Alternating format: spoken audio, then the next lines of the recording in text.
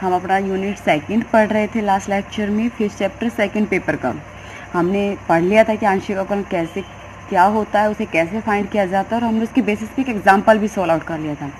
अब हमारा next example है कि अगर v is equal to 1/√x² + y² + z² हो तो सिद्ध कीजिए कि del square v over del x square plus del square v over del y square plus del square v over del z square is equal to 0। हमें ये v दिया है और हमें क्या फाइंड करना है, v का 2 बार x के सापेक्ष आंशिक अवकलन, 2 बार y के सापेक्ष आंशिक अवकलन और 2 बार ही z के सापेक्ष आंशिक अवकलन फाइंड करना है। और इन तीनों का सम किसके बराबर होना चाहिए, 0 के बराबर होना चाहिए। ठीक है, तो देखिए हमें यहाँ पर दिया है v क्या है, 1/√x² + y² प्लस में z², यानी पावर हाफ है, ऊपर ले जाओ तो ये पावर क्या होगी, -½ इक्वेशन नंबर फर्स्ट।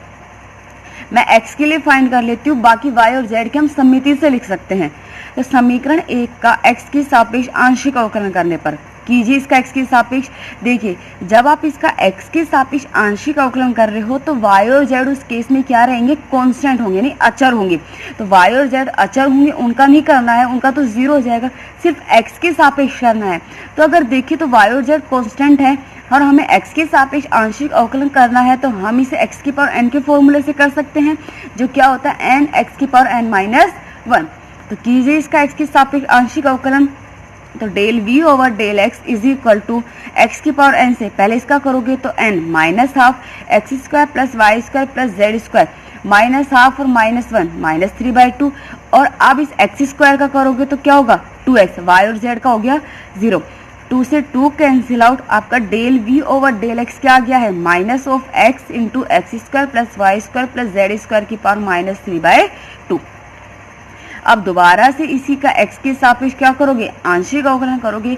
तो पुनः x के सापेक्ष आंशिक अवकलन करने पर कीजिए del square v over del square. देखिए ये भी x है और ये भी x का फंक्शन है, y z जरूर कांस्टेंट है लेकिन x का फंक्शन यहाँ पर भी है, ये भी। तो किस फॉर्मूले से करोगे आप, u × v के फॉर्म से करोगे।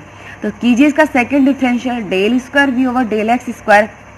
देखिए सबसे मैंने माइनस को बाहर ले लिया, इसको कांस्टेंट रखती हूँ, x² + y² + z² को x का करूँगी तो क्या हो गया 1। अब x को कांस्टेंट रखती हूँ और इस वैल्यूज का करती हूँ किस फॉर्मूले से, x की पावर n के फॉर्मूले से ही करते हैं। तो x × -3/2 x² + y² + z² की पावर -5/2 और x² का क्या हो गया 2x। 2 से 2 कैंसिल आउट, ये हो गया आपका x² + y² + z² की पावर -3/2 -ऑफ 2 से 2 कैंसिल आउट, x और x² यानी -3x² x² + y² + z² की पावर -5/2। इसमें से कॉमन लीजिए, हम कॉमन क्या लेते हैं, छोटी वैल्यूज को। और आपको ये अच्छे से पता है कि माइनस में वो वैल्यू सबसे छोटी होती है जो ज़्यादा लिखी हुई होती है। अगर यहाँ दोनों पॉजिटिव होते तो छोटी वैल्यूज ये होती, लेकिन माइनस के लिए छोटी वैल्यूज क्या होती है, ये होगी। यहाँ से ये वैल्यूज कॉमन ले लीजिए। तो हमने x² + y² + z² की पावर -5/2 कॉमन ले लिया। तो देखिए ये क्या बचेगा आपका, वैसे आपको पता ही होगा लेकिन मैं सिर्फ आपको एक बार समझा रही। ऊपर आपको दिया हुआ x² + y² + z² की पावर -3/2 हमने कॉमन ले लिया, तो वो उसके अपोन में आ जाएगा, x² + y² + z² की पावर -5/2। ये कॉमन आ गया है ना। इस एक ही वैल्यूज है, टर्म को ऊपर ले जाइए, प्लस में जाएगी, यानी x² + y² + z² की पावर -3/2 प्लस में 5/2 क्या बचेगा, पावर 1। तो यानी x² + y², सॉरी ये z है, z² - 3x²। तो ये आपकी बची term y² + z² -2x² upon x² + y² + z² की पावर 5/2। अब आप सममिति से लिख सकते हो, आपने पढ़ा ही होगा, जैसे फिजिक्स में नॉर्मली पढ़ते हैं। ये मेरा क्या है, यहाँ पे x है तो x के बाद y और y के बाद z, यही होगा। तो जहाँ पर x की जगह क्या हो जाएगा, y और y की जगह z। तो मैं इसी तरीके से y के सापेक्ष आंशिक अवकलन फाइंड कर सकती, क्यों, क्योंकि देखिए वैल्यूज सेम है। डिफरेंशियल करोगे तो सिर्फ कोई चीज़ नहीं होगा, x की जगह y और y की जगह z होगा। चाहे आप इसी तरीके से दोबारा फाइंड कर सकते हो। तो मैं आप चाहो दोबारा फाइंड कर लेना, मैं डायरेक्ट सममिति से इसे लिख रही हूँ कि देखिए सममिति से del square v over del y², x की जगह तो क्या हो जाएगा y और y की जगह z।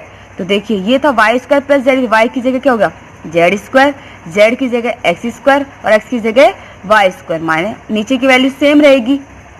और अब इसमें सममिति लगाओगे del square v over del z square, तो कीजिए यहाँ पे क्या हो जाएगा, जेड के बाद एक्स, एक्स स्क्वायर, एक्स के बाद वाई, वाई स्क्वायर, वाई के बाद जेड माइनस 2z स्क्वायर, नीचे की वैल्यूज सेम है।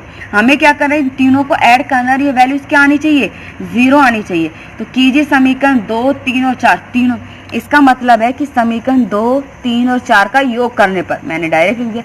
देखिए जब आप इन तीनों का योग करोगे, नीचे की values minus of x square plus y square plus z square के पर 5/2 पूरे में से कॉमन आ रहा है। यहाँ देखिए y square plus y square 2y square minus 2y square cancel out. इसी तरीके z square plus z square 2z square minus 2z square cancel out, और x square 2x square minus 2x square cancel out, यानी term क्या हो गई, 0 हो गई। तो जब आप इनको ऐड करोगे तो ये आपकी 0 हो जाएगी। तो हमें यही प्रूफ करना था, जो कि हमारा प्रूफ हो चुका है। क्लियर है। नाउ नेक्स्ट देखिए, आपका एग्जाम्पल नंबर 3 है। दिया हुआ है कि अगर u is equal to e to the power x y z हो, तो सिद्ध कीजिए कि del cube u upon del x del y del z इस वैल्यू के बराबर होगा। ठीक है, हमें u के बराबर दिया हुआ है e की पावर एक्स वाई जेड, और हमें प्रूफ करना है इसे कि डेल क्यूब u अपॉन में del x del y del z. आप इसे लिख सकते हो, देखिए del square upon del x del y del u over del z लिख सकते हो। और अब आप इसे लिख सकते हो del over del x del over del y of del u over del z. ये यानी इसका मतलब क्या है कि सबसे पहले आप u का किसके सापेक्ष आंशिक अवकलन करोगे, z के सापेक्ष करोगे। और जब z के सापेक्ष आंशिक अवकलन करोगे तो उस केस में x और y क्या रहेंगे, कांस्टेंट होंगे। क्लियर है, ये फाइंड कर लोगे। ये फाइंड करने के बाद इस वैल्यूज का किसके सापेक्ष करोगे आंशिक अवकलन, y के सापेक्ष करोगे। और जब y के सापेक्ष करोगे तो उस केस में x और z क्या रहेंगे, कांस्टेंट रहेंगे। ये वैल्यूज कंप्लीटली फाइंड होगी। और अब इस कंप्लीट वैल्यू का किसके सापेक्ष करोगे, x के सापेक्ष आंशिक अवकलन करोगे, जिसमें y और z क्या रहेंगे, कांस्टेंट। तो पहले u का z के सापेक्ष आंशिक अवकलन, जिसमें x और y कांस्टेंट रहेंगे, फिर इसका y के रिस्पेक्ट और फिर इसका x के रिस्पेक्ट में। ठीक है, तो देखिए यहाँ पे मेरे पास u दिया हुआ है e की पावर एक्स वाई जेड। सबसे पहले z के सापेक्ष आंशिक अवकलन करती हूँ, तो del u over del z।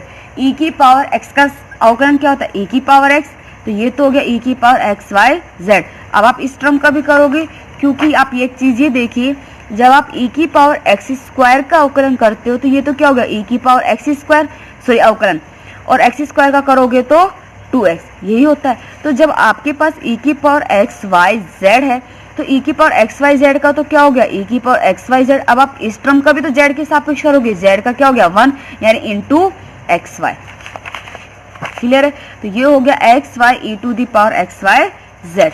अब इसका किसके रिस्पेक्ट आप आंशिक अवकलन करोगे, मैंने बता दिया था y के सापेक्ष करोगे। तो अब इसका y के सापेक्ष आंशिक अवकलन करने का y के सापेक्ष करोगे तो यहाँ पर x क्या है, कांस्टेंट है, ये बाहर रहेगा ना। कीजिए u इंटू वी की फॉर्म से करोगे, क्योंकि ये भी y का फंक्शन है और ये भी y का फंक्शन है। तो आप इसका अवकलन कीजिए। जब आप इसका अवकलन करोगे तो e की पावर एक्स वाई जेड को कांस्टेंट रखिए, y का करोगे तो क्या हो गया 1, ये तो हो गया e की पावर एक्स वाई जेड। और y को कांस्टेंट रखिए, e की पावर एक्स वाई जेड का करोगे तो एक बार तो e की पावर x का e की पावर x, यानी e to the power x y z. y के सापेक्ष करा 1, तो ये क्या हो गया x z, यानी del square u over del y del z क्या हो गया x e की power x y z. x को अंदर मल्टीप्लाई करना तो x square y z e to the power x y z. अब लास्ट में इसका किसके सापेक्ष आंशिक अवकलन करोगे, आप x के सापेक्ष आंशिक अवकलन करोगे। तो कीजिए इसका u इंटू वी की फॉर्म से। सबसे पहले e की पावर एक्स वाई जेड को कांस्टेंट रखिए, x का करोगे 1 एज इट इज, x को कांस्टेंट रखिए, e की पावर एक्स वाई जेड का कीजिए। तो e की पावर एक्स वाई जेड का जब करोगे तो x e की पावर एक्स वाई जेड और x का 1 यानी वाई जेड। सेम इसी तरीके से वाई जेड कॉन्स्टेंट है, बाहर आ गए, e की पावर एक्स वाई जेड को कांस्टेंट रखिए, एक्स स्क्वायर का करोगे तो वो क्या हो गया 2x। तो e की power x y z into 2x plus x square को कांस्टेंट रखिए, e की पावर एक्स वाई जेड का करोगे तो e की power x y z into y z. Multiply कीजिए सारी वैल्यूज के अंदर, तो डेल स्क्वायर नहीं डेल क्यूब हो गया ये, del cube u upon del x del y del z, e की power x y z. X y z e की power x y z, y z को इससे मल्टीप्लाई कीजिए 2x वाई जेड ए की power x y z, और y z को यहाँ multiply करोगे तो एक्स स्क्वायर वाई स्क्वायर, क्योंकि वाई जेड ऑलरेडी यहाँ पर भी है, जेड स्क्वायर ए की पावर एक्स वाई जेड, ये तो क्या होगा x y z plus 2 3 x y z, तीनों में से ए की power x y z common आ रहा है, ये वैल्यूज आ गई और हमें यही प्रूफ करना था। क्लियर है ये चीज। नाउ एग्जाम्पल नंबर 4 देखिए, हमें दिया हुआ है कि अगर u is equal to log x square plus y square plus z square हो तो सिद्ध कीजिए कि ये जो वैल्यूज है वो बराबर होगी, यानी यहाँ पे u का किसके सापेक्ष y और z के सापेक्ष आंशिक अवकलन करने पर x के साथ मल्टीप्लाई करना है, यहाँ z और x के सापेक्ष आंशिक अवकलन करने पर y के से मल्टीप्लाई करना है, यहाँ x और y के सापेक्ष आंशिक अवकलन करने पर z से, तो ये तीनों वैल्यूज क्या होगी, बराबर होगी। हम इनमें से कोई भी एक वैल्यूज फाइंड कर लेंगे, बाकी वैल्यूज को सम्मिति से लिख देंगे, और सम्मिति का मतलब है कि x के बाद जहां x है वहां y हो जाएगा और y की जगह z हो जाएगा। क्लियर है। तो मैं ये वाली वैल्यूज फाइंड कर रही हूँ बीच की, तो इसके लिए सबसे पहले आप किसके सापेक्ष अवकलन करोगे, y से तो मल्टीप्लाई बाद में, सबसे पहले x के सापेक्ष, तो समीकरण 1 का x के सापेक्ष आंशिक अवकलन करने पर तो del u over del x। Now log x का अवकलन आपको पता है क्या होता है, 1 अपॉन x, ये भी तो पूरा log x है, तो ये हो गया 1 upon x square plus y square plus z square. x के सापेक्ष अवकलन कर रहे हो तो y और z क्या रहेंगे, कांस्टेंट रहेंगे, तो y और z कांस्टेंट है, 2x एक्स स्क्वायर का क्या हो गया 2x, यानी del u over del x हो गया है आपका 2x upon x square plus y square plus में z स्क्वायर। अब आप इसका किसके सापेक्ष करोगे, z के सापेक्ष, तो कीजिए इसका z के सापेक्ष। देखिए z के सापेक्ष जब करोगे तो x और y तो क्या है, कांस्टेंट है, तो यानी आप 2x को तो इसी तरीके से लिख सकते हो, और del over del z 1 upon x square plus y square plus में जेड स्क्वायर, यही होगा। आप इस x की पावर n के फॉर्मूले से भी तो कर सकते हो, ऊपर लेकर जब जाओगे, मैं सिर्फ यही समझा रही हूँ आपको, x square plus y square plus z square की पावर -1 क्या हो जाएगा, minus of x square plus y square plus z square की पावर -2, और जेड स्क्वायर का क्या हो गया 2z, यानी -2z अपॉन में x square plus y square plus z square का होल स्क्वायर, यही आएगा। तो -2z और -2 है -4xz upon x square plus y square plus z square का होल स्क्वायर। और अब इसे किससे मल्टीप्लाई किया गया है आपके क्वेश्चंस में, y से मल्टीप्लाई किया है, तो इसे y से मल्टीप्लाई कीजिए, तो y del square u over del z del x क्या हो गया -4xyz upon x square plus y square plus z square का होल स्क्वायर। सम्मिति से आप लिख सकते हो, सम्मिति से कैसे लिखोगे, जहाँ x है वहाँ y हो जाएगा, जहाँ y है वहाँ पे z। तो सबसे पहले ये क्या हो गया, z del square u del x del y, क्योंकि z के बाद x और x के बाद y, यहाँ एज इट इज सेम रहेंगे, कोई इफेक्ट नहीं पड़ेगा, क्योंकि x की जगह y, y की जगह z, z की जगह x y z ऊपर और नीचे सेम रहेंगे। इसी तरीके से यहाँ पे z के बाद x del square u over x की जगह y और y की जगह z, ये सेम। तो देखिए तीनों वैल्यूज समीकरण 2, 3 और 4 से तीनों वैल्यूज क्या है, बराबर है, तो समीकरण 2, 3 और 4 से ये कंडीशन क्या हो गई, इक्वल हो चुकी है। क्लियर है। नाउ एग्जाम्पल नंबर 5 है हमारा कि अगर u इज इक्वल टू है आपका log x cube plus y cube plus z cube minus 3xyz, तो सिद्ध कीजिए कि del u over del x plus del u over del y plus del u over del z is equal to 3 upon x plus y plus z। मैं एक एक term satisfy करूंगी और हम एक एक, तो सबसे पहले मैं ए पार्ट प्रूफ करती हूँ, ठीक है। नाउ देखिए ए पार्ट के लिए आपको दिया हुआ है u किसके बराबर है, log x cube plus y cube plus z cube minus 3xyz। आपको क्या फाइंड करना है, u का x, y और z के सापेक्ष आंशिक अवकलन फाइंड करना है और उन तीनों को ऐड कर देना है। जैसे ही उन तीनों को ऐड करोगे वो वैल्यूज इसके बराबर होनी चाहिए, ठीक है। तो सबसे पहले मैं समीकरण 1 का x, y, z के सापेक्ष आंशिक अवकलन करती हूँ, x के सापेक्ष करती हूँ, तो del u over del x। देखिए log x का तो क्या हो गया 1 अपॉन x, यानी x cube plus y cube plus z cube minus 3xyz। अब log x का तो x के सापेक्ष कर रहे हो तो yz तो क्या है, कांस्टेंट है 0। log x का तो हो गया, अब आप इस वैल्यूज का भी तो करोगे, x के सापेक्ष कर रहे हो तो ये x क्यूब का क्या हो गया 3x स्क्वायर, y और z का क्या हो गया 0, इस x का 1 माइनस 3yz, ठीक है। अब इसी तरीके से y के सापेक्ष कीजिए, log x 1 upon x, y के सापेक्ष कर रहे हो तो x और z क्या है, कांस्टेंट वैल्यूज है, उनका अवकलन क्या हो जाएगा, 0 हो जाएगा। तो x और z का तो 0, y क्यूब 3y स्क्वायर, यहाँ y का 1 यानी -3z और z के सापेक्ष करोगे तो log x का 1/x और x और y क्या है, कांस्टेंट है, उनका अवकलन क्या हो जाएगा, 0 हो जाएगा। तो यानी ये 0 z क्यूब का 3z स्क्वायर, यहाँ z का 1 -3xy। क्लियर है। मुझे क्या करना है, हमारे क्वेश्चंस में क्या दे रखा है कि इन तीनों को ऐड करना है। तो आप कीजिए समीकरण 2, 3 और 4 तीनों को ऐड कीजिए। जैसे तीनों को ऐड करोगे नीचे की वैल्यूज क्या आ रही है, एलसीएम आ रही है। मैंने एलसीएम लेके ये वैल्यूज लिख दी आपकी, ठीक है। नाउ ये ऊपर की वैल्यूज होगी, नीचे की, ऊपर की पूरी वैल्यूज में 3 कॉमन आ रहा है, आ गया।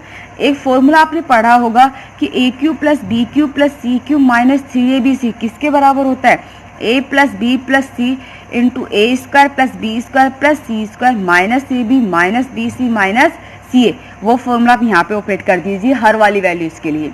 ए बी सी की जगह एक्स वाई जेड है, तो ये टर्म कैंसिल आउट। तो del u over del x plus del u over del y plus del u over del z क्या मिल गया, 3 में एक्स प्लस वाई प्लस में जेड। क्लियर है ये चीज। ना बी पार्ट आपको दे रखा है कि del over del x plus del over del y plus del over del z का होल स्क्वायर इंटू यू किसके बराबर होना चाहिए, -9/x plus y plus z के होल स्क्वायर के बराबर होना चाहिए। देखिए आपको ये दिया हुआ है, यहाँ पर एक चीज देखिए, मैं इस del over del x plus del over del y plus del over del z का होल स्क्वायर इंटू यू इसे लिख सकती हूँ del over del x plus del over del y plus del over del z. Square को into में लिख सकती हूँ into del over del x plus del over del y plus del over del z into u. याद रखना you ला पीछे की तरफ से, वो पीछे की साइड से ऑपरेट होगा, यानी वो यू इसके साथ ऑपरेट हो जाएगा। तो यानी आप इस टर्म को लिख सकते हो del over del x plus del over del y plus del over del z into del u over del x plus del u over del y plus del u over del z. इसका मान आपने ए part proof किया है, किसके बराबर है, 3/x plus y plus z के। ठीक है। अब यहाँ देखिए, यानी इसका एक्स वाई जेड तीनों के सापेक्ष होगा, यानी आप इसे क्या लिखोगे, del over del x 3/x plus y plus Z plus del over del Y 3/x plus y plus Z plus del over del Z 3/x plus y plus में जेड। इसी तरीके से होगा। नाउ देखिए, अब मैंने यहाँ पे अवकलन डायरेक्ट लिख दिया, मैं आपको समझाती हूँ। जब x के सापेक्ष आप इसका आंशिक अवकलन कर रहे हो तो उस केस में y और z क्या है, कांस्टेंट है, उनका 0। तो 1/x की फॉर्म से कर सकते हो। 1/x की फॉर्म में क्या हो जाएगा, -1/x स्क्वायर, यानी -3/x plus y plus z का होल स्क्वायर। सेम इसके लिए देखिए, यहाँ आप y के सापेक्ष इसका आंशिक अवकलन कर रहे हो तो x और z क्या है, कांस्टेंट है।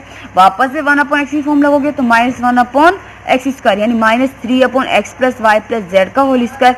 और सिमिलर इसके लिए भी क्या हो जाएगा, -3/x plus y plus z का होल स्क्वायर। ये हो गया, ऐड कर दीजिए, -9/x plus y plus z का होल स्क्वायर। क्लियर है। दो पार्ट प्रूफ हो गए। तीसरा जो पार्ट है वो क्या दे रखा है, u का x y z के सापेक्ष 2 बार डिफरेंशियल आंशिक अवकलन कर रहा है, वो इसके बराबर होना चाहिए। अब एक चीज देखिए, यहाँ पे आपने एक बार तो अवकलन फाइंड कर लिया है, अब आप चाहो तो इसका दोबारा x के सापेक्ष, इसका y के सापेक्ष, इसका z के सापेक्ष करके इन तीनों को ऐड कर सकते हो। लेकिन प्रॉब्लम कहाँ होगी, यहाँ देखिए, यहाँ पे भी x का फंक्शन है, यहाँ भी x का फंक्शन है। u/v के फॉर्मूले से करोगे, आपका क्वेश्चन जो ये है सी पार्ट बहुत लंबा और लेंथी हो जाएगा, क्योंकि वैल्यूज को में कुछ ऐड भी करना होगा, कुछ सब्ट्रैक्ट करोगे, जब जाके आपका ये प्रूफ होगा। तो इसमें आप ध्यान रखना, जो आप इसका जो थर्ड पार्ट है उसका यहाँ से सेकंड डिफरेंशियल मत करना, यानी दूसरी बार अवकलन मत करना, क्योंकि दूसरी बार जब आप अवकलन करोगे तो आपका जो क्वेश्चन है लंबा भी हो जाएगा और लेंथी भी हो जाएगा, सोल्व नहीं होगा। आप चाहे तो इसका दोबारा x के सापेक्ष u/v की फॉर्म से करके देख लेना, आपको क्वेश्चन सोल्व नहीं होगा। ठीक है। तो मैं इसे एक दूसरे मेथड से सोल्व करी जो ईजिली है। देखिए, सबसे पहले मैं आपको एक चीज़ बता देती हूँ, हम इसको बाद में डिस्कस करेंगे। मैंने अभी आपको बताया था, मैं a क्यूब b क्यूब की जगह a b c की जगह x y z ले रही हूँ। ठीक है। x cube plus y cube plus z cube minus 3xyz। हमने इसे किस में खोला था, देखिए ये खोला था x plus y plus z into x square plus y square plus z square minus x y minus y z minus में जेड एक्स। यानी एक इसका रूट तो ये होगा गुणनखंड, बाकी का गुणनखंड ये है। अब इस गुणनखंड में हम देखें ये दो घात है, एक और एक दो, एक और एक दो, यानी ये पूरी दो घात की समीकरण है। और आपको ये पता है कि कोई भी समीकरण जितने घात की होती है उसके हल भी उतने ही मिलते हैं। तो अगर ये दो घात की समीकरण है तो इसके दो हल तो मिलेंगे ही मिलेंगे, ठीक है।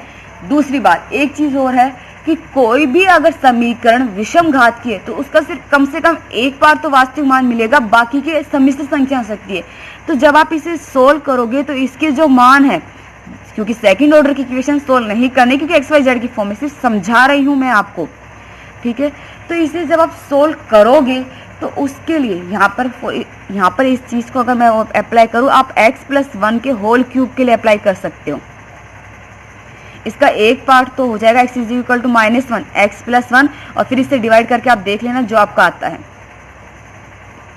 सॉरी x माइनस 1, बाकी क्या आपके डिवाइड से आएगा। ये दो घात की समीकरण यानी इसके दो हल तो मिलेंगे मिलेंगे, और वो कैसे होंगे, सम्मिश्र होंगे। तो मैंने जो है वो हल मान रही हूँ ओमेगा ओमेगा स्क्वायर।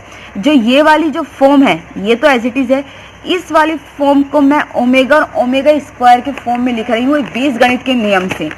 देखिए कैसे, 1 ओमेगा, अगर ओमेगा स्क्वायर इकाई के घनमूल हो तो बीजगणित से हम जानते हैं कि x cube plus y cube plus z cube minus 3xyz ये बराबर होगा x plus y plus z into x plus y omega plus z omega square into x plus y omega square plus z omega.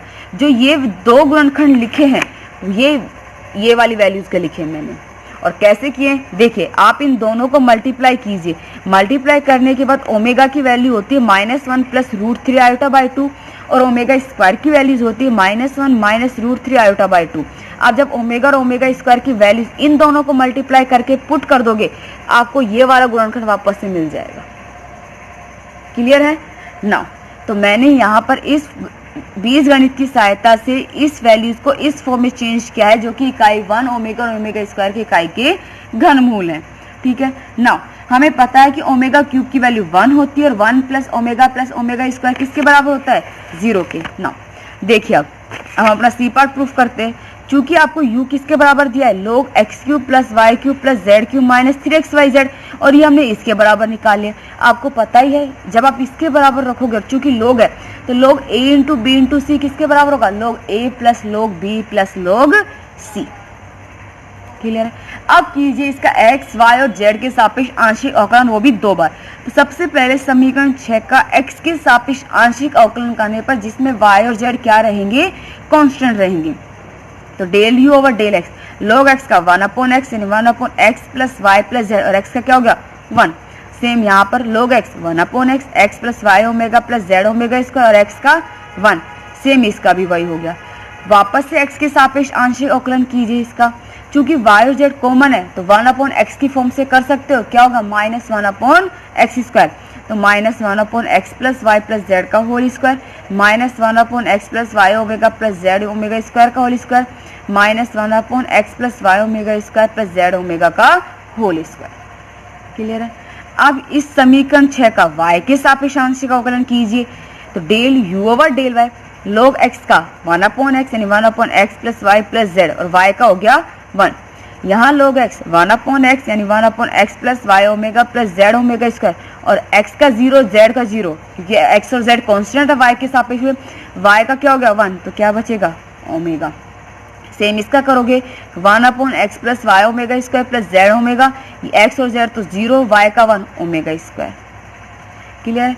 दोबारा से x के सापेक्ष आंशिक अवकलन करोगे, -1/x की फॉर्म से करोगे, तो ये हो गया -1/x plus y plus z का होल स्क्वायर।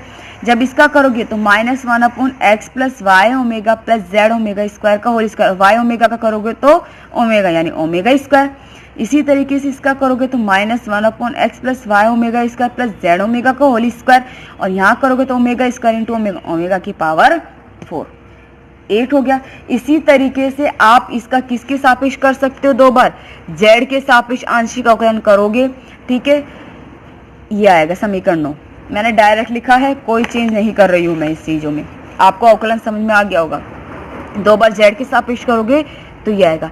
तीनों इक्वेशन को ऐड कीजिए, समीकरण 7, 8 और 9 सेकंड डिफरेंशियल है।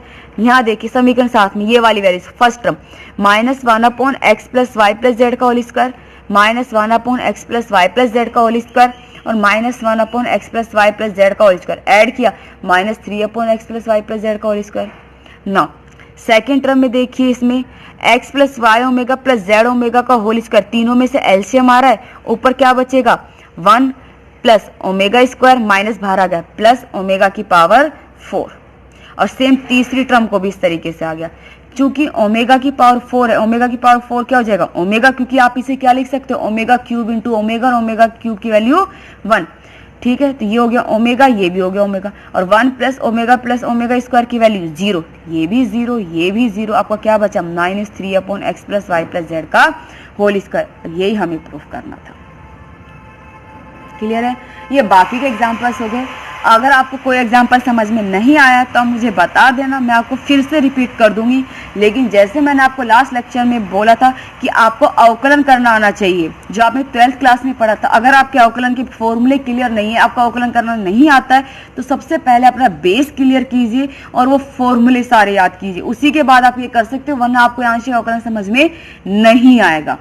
तो 12th क्लास में आपने अवकलन पढ़ा था, उसे अच्छे से आपके प्रिपेयर होना चाहिए। बेसिक क्लियर नहीं होगा तो ये चीजें नहीं आएंगी। अवकलन उसी तरीके से होंगे जैसे आपने 12th क्लास में पढ़े थे। तो आपको सारे फॉर्मूले याद होने चाहिए। और अगर आपको इसमें कोई भी डाउट हो, कुछ समझ में नहीं आया है, तो आप मुझे बता देना, मैं आपको फिर से समझा दूंगी।